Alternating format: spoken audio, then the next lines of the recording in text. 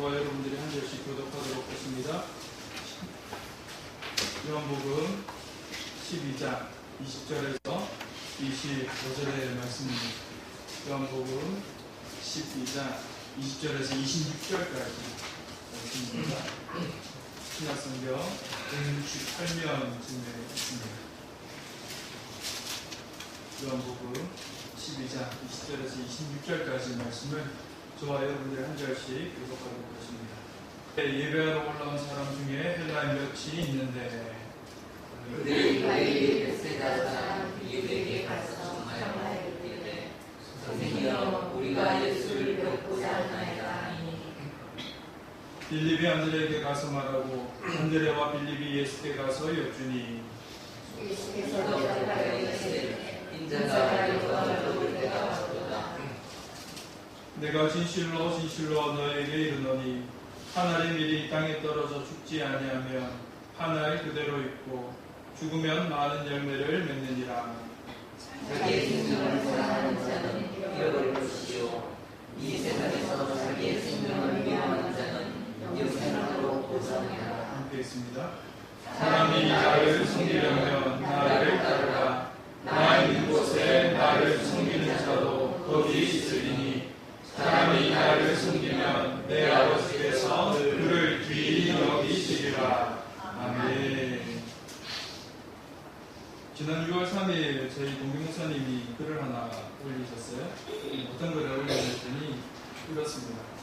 자신에게는 생일이라고 하는 기념일, 또 결혼 기념일이라고 하는 날이 있는데 하나의 더 기념일이 있다라고 하면서 글을 시작을 합니다. 그 글의 내용이 무엇이냐면 태어난 지 100일이 되지 않은 딸에게 힘든 일이 생겼고 그 힘든 일은 이 1만 명 중에 한 명꼴로 태어나는 희귀성 질환인 담도 폐쇄증이라고 하는 병에 걸림으로 인해서 초등학교 2학년 때까지 생사의 고비를 몇 차례나 넘기고 있었던 그런 상황에 대한 이 글로 시작을 하고 있었습니다.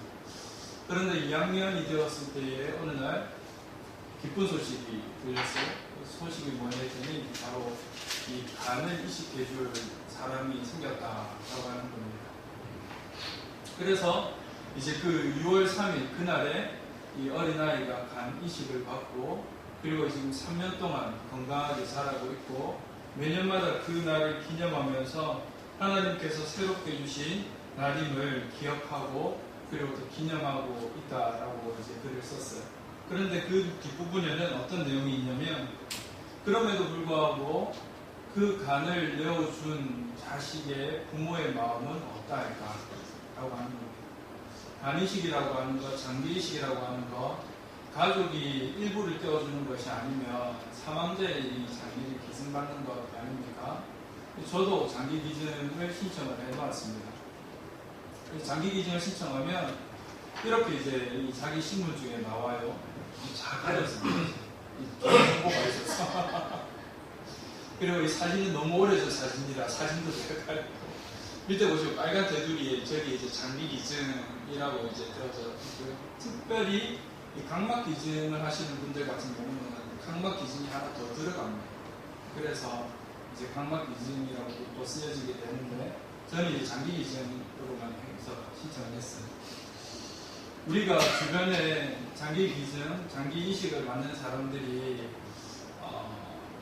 많이 있지는 않죠. 그런데 어찌된 영문인지 저는 제 주위에 벌써 3명이나 있습니다. 제 목사님 딸, 그리고 또 우리 교회의 손상우 성도님 아내 되시는 분도 얼마 전에 한 2-3달 전에 폐이식을 받으셨죠.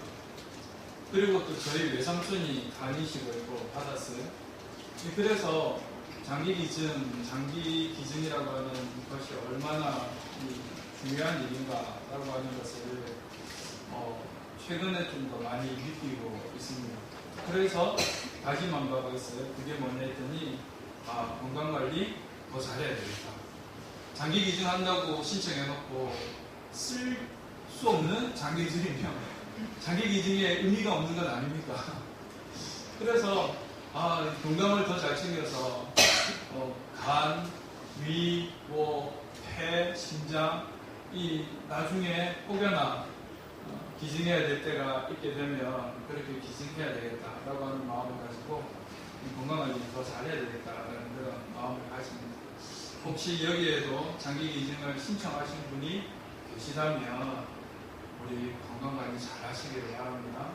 그리고 우리 주변에 필요한 분이 있을 때 또 기꺼이 내어줄 수 있는 그런 우리가 되면 좋겠다라는 생각을 합니다.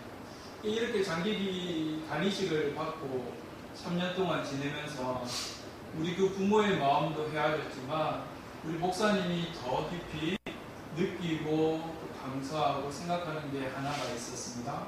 그게 뭐냐 했더니 복음이라고 하는 바로 예수 그리스도의 복음, 그것을 매년 다시금 떠올리고 있다라고 하는 겁니다. 그 예수 그리스도의 복음이 뭡니까? 죽어 생명을 살리는 것, 그것이 바로 복음인 것이죠.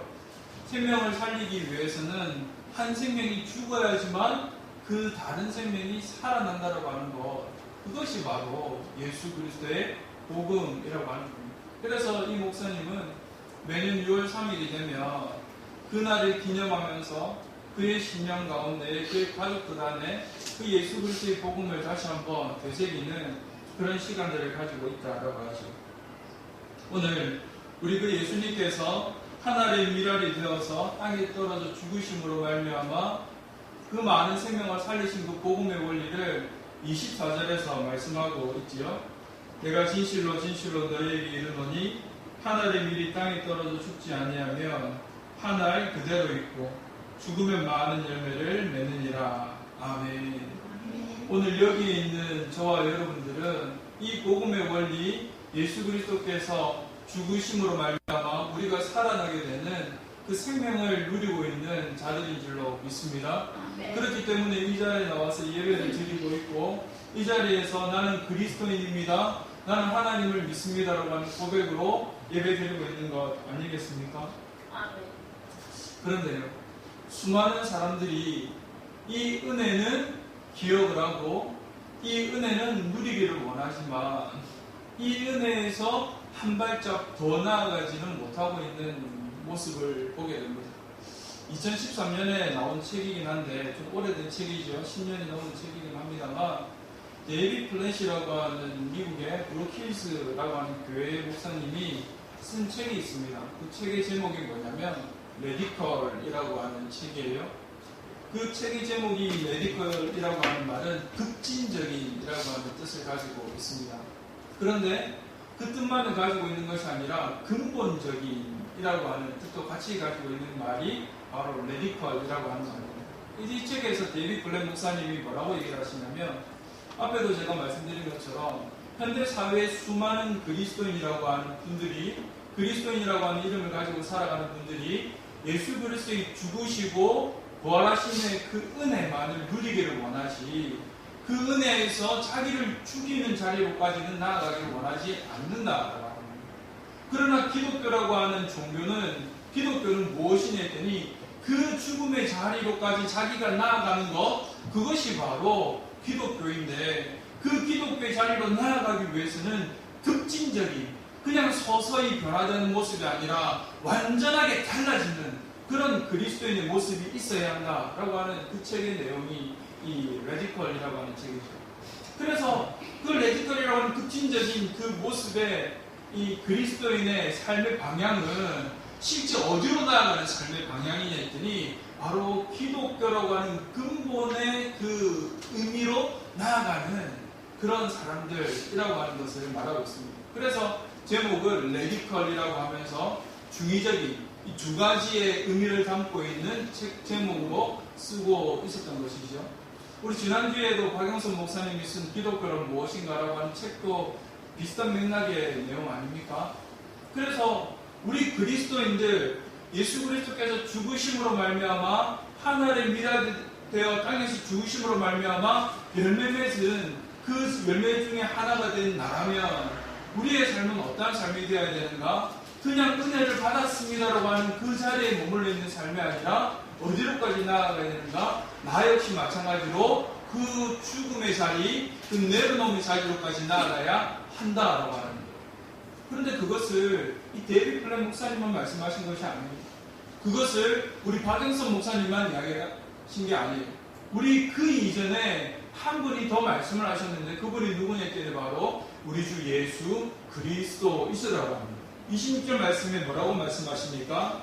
사람이 나를 섬기려면 나를 따르라 라고 이야기를 합니다. 그때 이 나를 따르라라고 하는 그 따름의 이야기가 무엇이냐면 그 바로 앞절에 나와 있는 25절 말씀이라고 하는 거예요. 25절 말씀 저와 여러분들이 함께 읽겠습니다. 시작. 자기의 생명을 잃어버릴 것이요 이 세상에서 자기의 생명을 미워하는 자는 영생하도록 보전하리라. 아멘. 예수님께서 하나의 미랄이 되어서 땅에 떨어져 죽어 많은 열매를 맺은 그 사실이 생명을 미워하여 생명을 버리는 그 상황으로 나까지 나아가는 것인데 예수 그리스도를 따르는 사람이라면 이것을 알아야 한다라고 지금 주님이 이미 말씀하셨다라고 하는 거예요. 그 하신 말씀을 데이빗 블랙 목사님은 레디컬이라고 하는 책에서, 박영수 목사님은 기독교란 무엇인가라고 하는 책에서 공통적으로 이야기를 하고 있다라고 하는 것이지. 그래서 알아야 하는 바가 있습니다. 내가 그리스도인인가? 나는 예수 그리스도의 죽으시고 부활하신 그 사실을 통하여서 구원받은 많은 열매 중에 하나인 은혜를 누리고 있는 사람인가? 그렇다면 나도 이제 예수 그리스도를 닮아 나아감으로 말미암아 땅에 떨어졌을 때, 씨앗으로 심겨졌을 때 죽어야지 라고 하는 그런 삶의 결단이 필요하다라고 하는 것이죠. 오늘 말씀을 함께 나누면서 저와 여러분들에게 이런 결단이 있기를 바랍니다. 나도 그리스도인이니 예수 그리스도라고 하는 그 이름을 가지고 살아가는 사람으로서 이 땅 가운데에 살아있는 존재가 아니라 죽은 존재로 살아가겠습니다 라고 하는 그런 결단이 저와 여러분들 가운데 있기를 간절히 주님의 이름으로 축원합니다. 그러면 무엇을 죽여야 하는가? 정말 우리의 목숨을 죽음 가운데 내어놓아야 할 것인가? 예전에 그런 분들이 있었죠. 우리 초대교회에 수많은 예수 그리스도를 믿는 이 초대교회 신자들이 수많은 그 콜로세움과 원형 이 경기장에서 죽음을 맞이했습니다. 그런데 이 초대교회 성도들만 그렇습니까? 오늘날 살아가는 이 복음의 불모지인, 그리고 또 복음을 함부로 전할 수 없는 그곳에서는 오늘도 자신의 실제적인 목숨을 내어놓음으로 말미암아 그곳에 믿음의 씨앗을 뿌리고 있는 그런 분들도 계시다라고 하는 것이죠. 그런데요, 우리는 그런 삶을 지금 살아가고 있는 건 아니지 않습니까? 우리가 이 땅 가운데 살면서, 현실 속에 살면서 그래 내 목숨 내놓을 테니까 이 목숨 바쳐서 많은 열매를 맺게 해주시옵소서라고 한다고 해서 하나님이 내가 살아가는 그 삶의 현장 속에서 그래 내 너 목숨 받을게 라고 하면서 받아가십니까? 그렇지 않아요. 그래서 우리는 알아야 하는 것이 있습니다. 이때의 이 생명, 이때의 목숨, 죽여야 한다라고 하는 이 죽음이라고 하는 것에는 1차원적으로는 나의 생명, 숨을 쉬는 것도 있지만 2차원적으로는 다른 것도 있다라고 하는 것을 알아야 한다라고 하는 것이죠. 오늘 우리가 말씀을 나누는 그 2차원적인 두 번째 이 죽여야 하는 것이 무엇인가를 나누기를 원하는데요. 우리가 그것을 알기 위해서는 이 식물의 씨라고 하는 것을 한번 생각해 볼 필요가 있어요. 여러분, 저희 초등학교 다닐 때 강낭콩 심은 기억들 나십니까? 요즘 우리 자녀들은 우리 경원이 얼굴을 보니까 그게 뭐지? 정말 그런 얼굴빛인데 요즘은 그런 걸 안 하는 것 같아요. 근데 우리가 어릴 때는 초등학교 때 강낭콩 심지 않았습니까?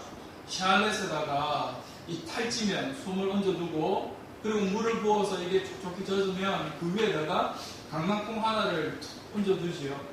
그럼 거기서 싹이 나면 그 싹난 강낭콩을 그 다음에 화분에다가 이제 심어서 줄기가 올라오고, 줄기가 올라오면 그것을 지탱하기 위해서 지지대도 세우고 묶어가지고 나중에는 이 강낭콩 열매가 맺히기까지 하는 그런 이제 실험들을 했었었는데, 우리 강낭콩 실험을 한번 생각 한번 해보십시오. 강낭콩이라고 하는 것, 우리가 실질적으로는 심지만 열매로 맺힐 때는 어떻게 맺힙니까? 강낭콩으로 맺히는 것이 아니지요. 콩깍지에 강낭콩들이 맺히게 되어져 있다라고 하는 거예요. 그래서 우리가 이걸 자연적으로 두게 되면 콩깍지가 어떻게 될 때 강낭콩이 떨어집니까? 콩깍지가 말라서 비틀어지고 그 콩깍지 역할을 다 끝낸 다음에서야 이 콩깍지가 쪽 하고 벌어지면 거기에서 강낭콩이 떨어져가지고 그 강낭콩이 땅에 심겨지게 되면 살아나게 되는 거예요. 그런데 씨라고 하는 것들이 다 이런 과정을 거친다고 하는 겁니다. 여러분 망고 좋아하시지요? 저도 망고를 참 좋아합니다만 이 망고를 먹으면 제일 힘든 게 씨 처리가 참 힘들어요. 이 망고를 깎을 때도 씨 때문에 깎는 게 참 힘든데 근데 사실 그게 씨가 아닙니다. 망고 먹으면 중간에 나는 똑똑한 이런 게 나오는데 그게 씨가 아니라 씨를 보호하는 이 보호대예요. 보호대. 그래서 실제로 망고씨는 어디에 있냐면 그 안에 있습니다.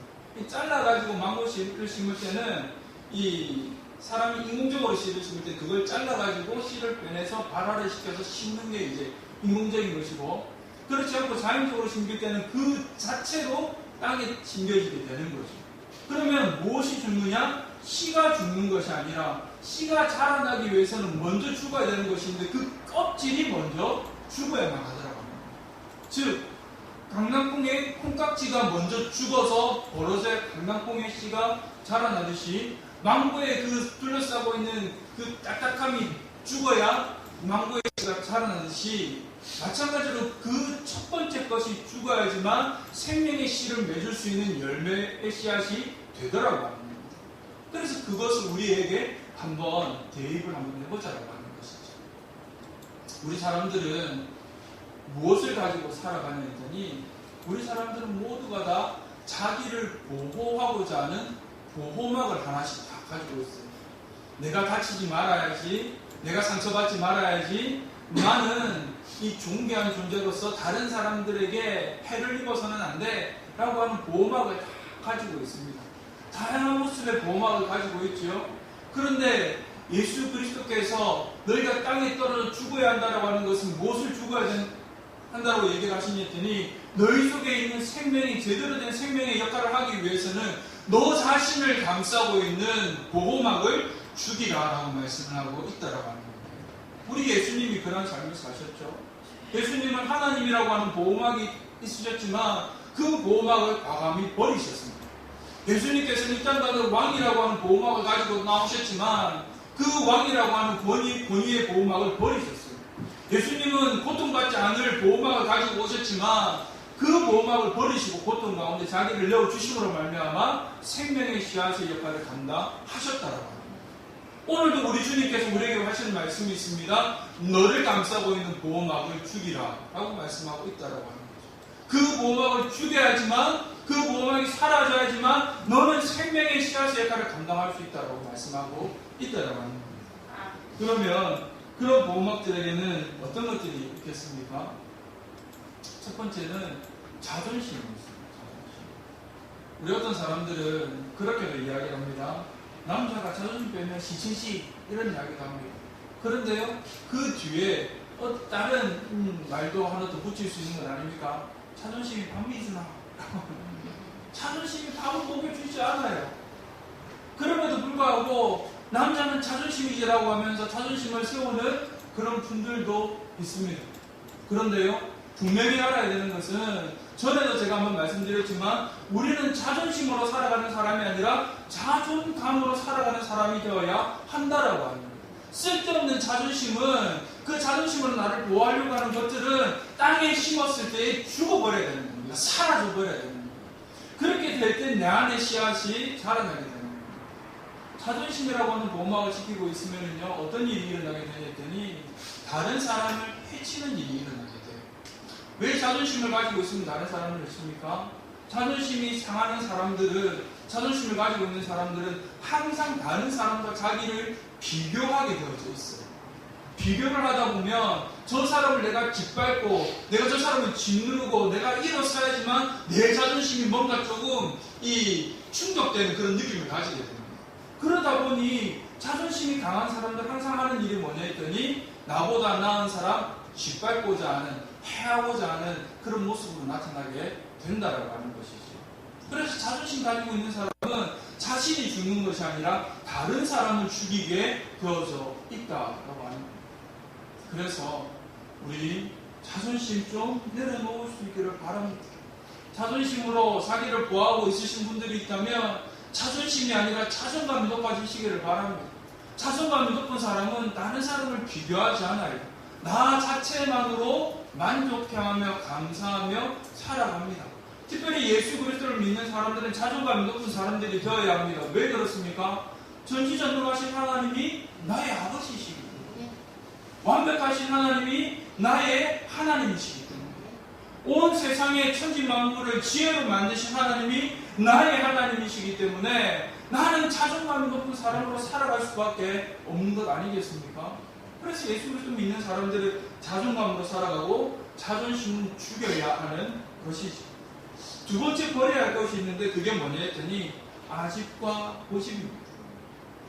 내 생각이 맞아, 내 경험이 옳아 라고 하는 거, 그거 잘못된 것이고 그것은 죽여야 한다라고 하는 거예요. 분명히 그 경험이 옳을 수 있어요. 그 생각이 맞을 수 있습니다. 그 생각과 경험이 맞는 때는 언제나 했더니 그때 그 상황에는 맞을 수 있어요. 그러나 인간이 살아가는 수많은 상황들 속에, 수많은 경험들 속에 그 모든 그것을 다 대입해서 이것이 맞아라고 할 수는 없다라고 하는 것이죠. 우리 지난주에 오후에 소통에 관한 세미나 하면서 우리 문현주 총장님이 마지막에 한 이야기가 뭐였습니까? 당연하다라고 하는 생각은 버리자라고 했어요.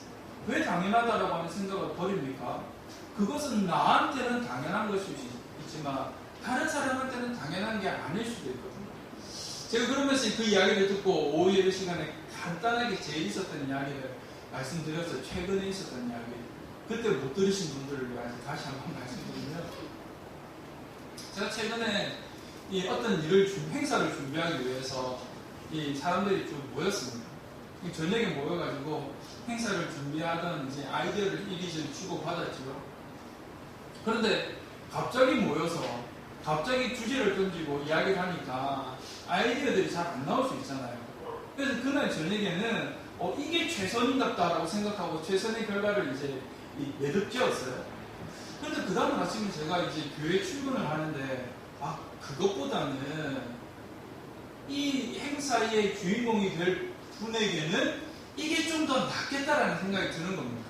그래서 제가 단톡방에다가 글을 올렸어요. 이것보다 이렇게 하는 게 낫지 않겠습니까? 라고 했더니 당연하다라고 하는 말, 이 도리라고 하는 말에 제가 무너졌습니다. 그건 도리가 아니야. 이게 도리야. 그건 당연한 게 아니야. 이게 당연한 거야 라고 하는 말에 저는 그냥 할 말을 잃어버리고 말을 닫을 수밖에 없었던 것이죠. 우리가 생각하는 것 당연한 것이 아닐 수도 있습니다. 우리가 생각하는 것, 내가 경험하는 것, 그것이 100% 옳은 것이 아닐 수도 있어요.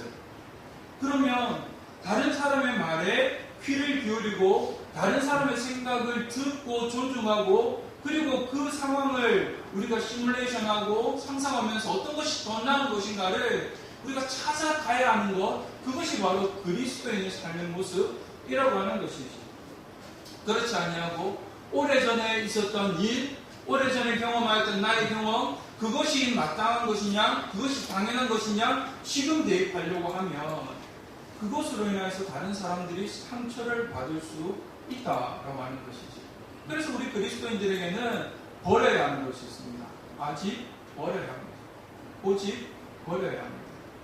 그리고 그 고집과 아집 대신에 다른 사람의 말에 귀를 기울이는 그 삶의 모습이 있어야 하는 것이죠. 아집과 고집을 죽이게 될 때 다른 사람들의 말에 귀를 기울일 수 있게 될 줄 믿습니다. 아집과 고집을 버리게 될 때 우리 예수 그리스도의 말씀이 내 귀에 들리게 될 줄로 믿습니다. 하나님의 말씀을 읽을 때도 그렇게 읽어야 하는 거예요. 내가 예전에 배웠던 그때의 그 이야기, 내가 예전에 들었던 그때의 그 설교, 그것에 맞추어가지고 내가 하나님의 말씀을 읽게 되면 우리는 발전함이 없어요. 하나님의 말씀을 듣기 위해서는 전에도 말씀드린 것처럼 왜라고 하는 질문을 던지면서 그 질문을 가지고 어떻게 다른지 찾아보고 탐구하고, 예전에는 이렇게 얘기를 했는데 왜 지금 이렇게 이야기를 하느냐 계속해서 궁금해하면서 하나님의 말씀을 읽어나가게 될 때 내 생각을 버리고 일어나가게 될 때 하나님께서는 새로운 지혜와 새로운 지식으로 생명의 길을 더 열어가시게 되게 될 줄로 믿습니다. 지난주에 우리 말씀을 전하고 나서 한 분이 목사님 그거 전에 했던 말씀 같은데 그런데 그때 그 말씀에서 했던 그 맥락과 이번 주 맥락이 비슷한 것 같아요. 그럼 목사님은 계속 이 맥락으로 변지해 나가고 계시는데 다른 분은 다르게 생각하는 것도 있는 것 같아요. 목사님 어떻게 이 해석을 하는 게 맞아요? 라고 질문하시는 거예요. 그렇죠. 사실 처음에는 당황했습니다. 당황했는데 나중에 생각해 보니까 너무나 감사한 거예요. 왜 감사했니 했더니 몇 개월 전에 했던 설교를 기억하고 계신다라고 하는 것 아닙니까? 듣고 계신다라고 하는 거죠. 근데 그것으로 감사했고 두 번째 감사한 건 뭐냐 했더니 그 예전의 것에 머물러 있지 아니하고 또 다른 것에 머물러 있지 아니하고 새 것을 알아가고자 하는 그 질문하고자 하는 마음이 너무나 감사한 거예요. 그래서 제가 그날 이 저녁에 답장을 넣어드렸습니다. 답장을 넣어드리면서 감사하다고 질문해 주셔서 고맙다고 여러분들의 생각과 마음 그리고 예전에 있었던 것들 버리시고 하나님 안에서 새 것을 받아들일 수 있는 저와 여러분들이 되시기를 간절히 주님의 이름으로 축원합니다. 그렇게 될 때 우리의 생명을 살려갈 수 있는 마지막으로 버려야 하는 것이 있습니다. 그게 뭐냐면 자기애라고 하는 자기를 사랑하는 그거 우리 그리스도인들에게 있어서 버려야 하는데 철학자 니체가 이렇게 얘기를 해요. 나답게 살려면 먼저 자기 자신을 사랑해야 한다. 자신을 소중한 사람이라고 여길 때 비로소 인생이 온전히 나의 것이 되며 진정한 행복을 찾을 수 있다 라고 이야기하며 니체는 초인을 이야기를 하거든요. 이 초인은 어디로부터 시작하느냐? 자기를 사랑하는 것으로부터 시작을 하고 이 초인의 삶을 살아가게 될 때 다른 사람도 사랑할 수 있는 삶으로까지 나아가게 된다고 이야기를 합니다. 맞지요? 나를 사랑하지 않으면 다른 사람을 사랑할 수 있는 것이 힘듭니다. 그래서 이 어떤 아이와 아빠가 사랑에 대한 대화를 나누는데 아빠가 무엇을 가르치냐 했더니 자기 사랑하는 것에 대해서 가르치는 그런 이제 영상이 있어요. 아빠가 한 4살쯤 되면 딸아이에게 물어봅니다. 딸아, 너 사랑이 뭔지 아니? 라고 물어봐요. 그러니까 딸이 하는 얘기가 4살인데 알아요. 누군가 나를 좋아하는 것 그리고 또 누군가 나를 위해서 안아줄 때 내가 기쁜 것 그게 사랑하는 거예요 라고 얘기를 해요. 그러면 그런 사랑을 너는 받고 있니? 라고 하니까 그 딸이 하는 얘기가 유치원에 있는 남자친구 이름을 이야기하면서 그 친구가 나를 많이 좋아하는데 나를 좋아하면서 사랑한다라고 안아줄 때 난 너무 기분이 좋아요 라고 얘기를 합니다. 그런데 그때 아빠가 이 딸에게 한마디를 덧붙입니다. 그게 뭐냐 했더니 그럼 너는 너를 안아줄 때도 그런 마음이 드니? 라고 하는 거예요. 그러니 그 4살짜리 꼬마이 딸이 자기를 꼭 봤더니 맞아요. 나도 내가 나를 아느니 너무나 기분이 좋아요 라고 하는데 그래 사랑이라고 하는 것은 너를 먼저 사랑하는 것으로부터 시작이 되는 거야. 너를 먼저 아끼는 것으로부터 시작이 되는 거야 라고 아빠가 딸에게 교육을 하고 있는 거예요. 너무나 좋은 교육 아닙니까? 맞지요? 그런 교육이 반드시 필요해요. 그런데요 그리스도인들에게 있어서의 이 자기애를 버려야 한다고 하는 이때 이 자기애는 이기주의적인 자기애를 말합니다. 나만 사랑하는 것. 나만 사랑하고 다른 사람 사랑하지 않는 것. 그 모습은 버려야 한다고 하는 거예요. 그 모습만 가지고 있게 되면 이곳이 아무리 교회라 할지라도 이곳이 아무리 하나님의 나라를 상징하는 그런 믿음에 가진 사람들이 살아간다 할지라도 독사의 손을 넣어 보십시오. 물어버립니다. 자기만 사랑합니다. 어린 양이 늑대와 함께 놀아보십시오. 잡아 먹어버립니다. 자기만 사랑합니다. 왜요? 내내만 물으면 되고 누군가 나를 해할까봐 물어버리면 되니까 자기밖에 사랑할 수 없죠. 그런데요 교회는 이런 이기주의적인 자기 사랑을 버리는 곳, 이런 이기주의 사랑을 죽이는 곳, 이런 이기주의 사랑을 버리는 연습을 하는 곳, 그것이 바로 교회라고 하는 것입니다. 그런 모습이 교회가 될 때 그곳에서 생명의 열매가 맺혀지게 된다는 거예요. 예전에 분당 우리 교회 일부 예배가 7시에 드렸어요. 그런데 5,000명 정도 파송하고 나서 성도수가 줄어들면서 예배 시간이 7시 반으로 바뀌었습니다. 근데 제가 이 집에서 출발해가지고 교회로 오는 시간에 어떤 시간이냐면 이상수 목사님이 설교하는 시간이에요. 그럼 제가 교회로 올 때 이제 이상수 목사님 설교 시간 하는 걸 한 10분에서 15분 정도 듣거든요. 똑같은 이야기를 하시는 거예요. 깜짝 놀랐습니다. 하시는 이야기가 성도 여러분, 교회가 하나님 나라라고 생각하지 마십시오. 하나님 나라의 표본을 만들어가기 위한 곳이지 그 하나님 나라가 완성된 곳이라고 생각하지 마십시오라고 하면서 그곳에는 상처 주는 사람도 있고 상처 받는 사람도 있더라고요. 자기 교회 사랑방 이야기를 하면서 이래 얘기해요. 사랑방에 한번 가보십시오. 거기는 늑대가 수두룩빽빽합니다. 사랑방 한번 가보십시오. 그곳에는 곰이 넘쳐납니다. 상처받았다고 해서 그 사랑방 안 나가서는 안 됩니다. 상처받았다고 해서 예배 자리에 나오지 않는 건 아닙니다. 라고 하면서 교회라고 하는 곳이 원래 그런 곳이다라고 합니다. 우리 교회도 마찬가지일 수 있죠. 우리 교회도 이기주의적인 그런 모습으로 다른 사람에게 상처 주는 분들이 있을 수도 있어요.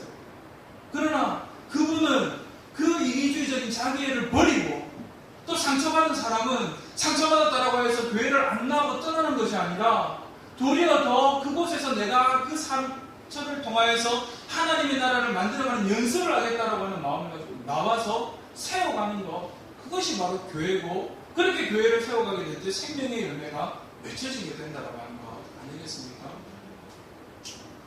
사랑하는 우리 여러분께 성도 여러분, 이 삶이 이렇게 우리를 죽이는 삶이, 우리를 버리는 삶을 살아가게 될 때, 우리를 보호하고 있는 것들을 과감하게 죽이게 될 때, 그것을 통하여서 우리가 생명의 씨로 작동할 수 있게 됩니다. 그리고 그렇게 생명의 씨가 작동이 되게 될 때 우리를 통하여서 생명의 열매들이 맺혀지게 된다라고 하는 것이죠. 우리 예배 시작 영상에서 이 가수 범기라고 하는 분의 이야기를 들었어요. 이분이 한 사건에 휘말리게 됩니다. 그 사건이 무슨 사건이냐면 마약 사건에 휘말리게 돼요. 나중에는 최종심에서 무죄 판결을 받고, 그리고 또 이제 이 마약을 했다라고 하는 누명에서 벗어나기 되긴 했지만은, 들으셨던 것처럼 구치소에서 또 유치장으로 넘어가게 되면서 올해 선고가 끝날 때까지 힘든 시간을 경험을 했어요. 그런데 이 사람이 그 전에 가졌던 예수 그리스도인들이라고 하는 사람들, 자기하고 똑같은 사람들이라고 생각을 했었다라고 하는 거죠. 그런데요, 그 자기의 장인과 장모와 아내 되는 사람들의 내려놓음, 그리고 또 자신들의 그 죽임, 보호막을 죽이는 그 과정을 통하여서 이 가수 범기가 어떻게 된 겁니까? 신앙인이 된 걸 아닙니까? 그리고 또 그 신앙인이 됨으로 인하여서 지금도 수많은 사람들에게 복음을 증거하고 선한 영향을 끼치려고 하는 사람으로 바뀌게 된 것 아닙니까? 범기가 이야기를 하잖아요. 4개월밖에 되지 않았기 때문에 그 안에 이혼하고 다른 사람하고 결혼할 수 있다라고. 그리고 또 장인과 장모, 그 자기를 내칠 수도 있다라고 합니다.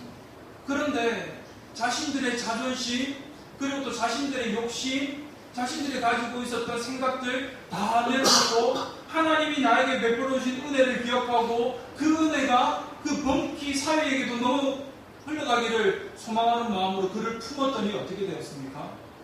예수 그리스도 믿는 사람으로 달라지게 되었다라고 합니다. 그런데 그들만 그랬습니까? 자기의 소속사 사장과 대표도 예수 그리스도를 믿는 사람으로서 자기로 인해서 입은 그 막대한 손실들 감수하고 그를 계속 품고 안고 갔다라고 하는 거예요. 우리가 예수 그리스도를 믿어서 살아가는 사람이라면 우리를 감싸고 있는 보호막 과감히 죽일 수 있어야 되는 겁니다. 자존심 죽일 수 있어야 돼요. 그리고 나의 아집과 고집도 죽일 수 있어야 돼요. 또 나를 향한 이기적인 자기애도 죽일 수 있어야만 합니다. 그렇게 될 때 우리는 생명의 열매를 맺는 씨앗이 될 수 있게 되는 것이죠. 그럼 이렇게 되기 위해서는 먼저 선행되어야 되는 것이 있습니다. 그게 뭐냐면 예수 그리스도의 죽으시고 부활하신, 그리고 그것이 나에게 믿음으로 다가온 은혜, 그 은혜가 내 안에서 계속해서 살아서 역사하고 차고 넘칠 때 우리는 그렇게 할 수가 있게 되는 것이지. 오늘 그 주님의 은혜를 풍성하게 누리는 저와 여러분들이 되시기를 바랍니다. 그 은혜를 가지고 오늘 하루를 살아가면서 우리가 우리 인생 가운데에서 우리를 보호하고자 하는 그런 보호막들, 우리 그 은혜로 죽여나가는 분들이 되기를 바랍니다. 그래서 이 땅 가운데 나로 인하여서, 여러분들로 인하여서 생명의 씨앗을 맺어가는, 수많은 열매를 맺어가는 우리 회원 공동체가 되기를 간절히 주님의 이름으로 축원합니다. 찬양하면서